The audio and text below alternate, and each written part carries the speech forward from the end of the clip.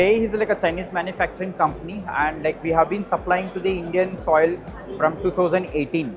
From 18 to 2022, like we studied about like grid conditions of Indian market, about its like synergy, and then like we started our days brand promotion and like products.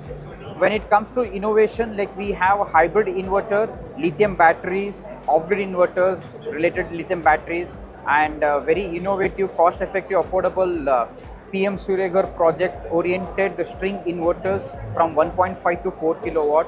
Apart from that, like we are also into the energy storage systems with the lithium battery, starting from commercial 30 kilowatt to 80 kilowatt, and even for the industrial application for 100 and 125 kilowatt with lithium battery of 215 kilowatt hour.